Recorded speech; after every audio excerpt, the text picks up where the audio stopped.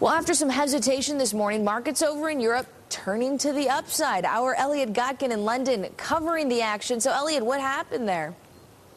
Well, Chris, things, as you were just saying, as Ryan was saying, after that speech from Obama, things just seem to have spiked upwards ever so slightly. About half an hour ago when I was looking at things, everything was a bit flat, a little bit above, a little bit below, but now everything is a nice, healthy sea of green. We've got the FTSE 100 index over here in London up by just under 1%, and the CAC 40 in Paris and the DAX in Frankfurt both up as well, both by more than 0.5% over there. So everything looking pretty positive. One of the reasons, mining stocks certainly here in the UK clawing back some of yesterday's heavy losses. They'd, of course, fallen amid fears for the global economy ahead of that G8 summit due to begin tomorrow in Italy. The currency story, though, a little bit more interesting as well. We've had that talk, of course, about the potential usurpers of the US dollar as the world's reserve currency. We've had talk from China, from Russia, from India, and also being talked about ahead of that G8 meeting. But here in the UK, the pound is actually on the slide. Now, that's after the British Chambers of Commerce called on the Bank of England to ramp up its quantitative easing programme. This is the programme whereby it is creating money out of thin air, effectively, to buy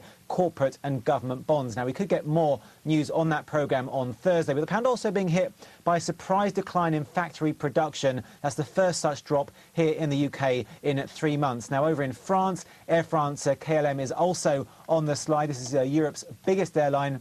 Shares there down by just about almost 1.5%. That's after passenger traffic slumped for the sixth straight month. Meanwhile, banks in Germany on the rise. Commerzbank up at one point by 7.5%. They may profit from government plans to change the way assets are evaluated. Chris. Elliot Gotkin tracking the trade for us. Thank you so much, Elliot.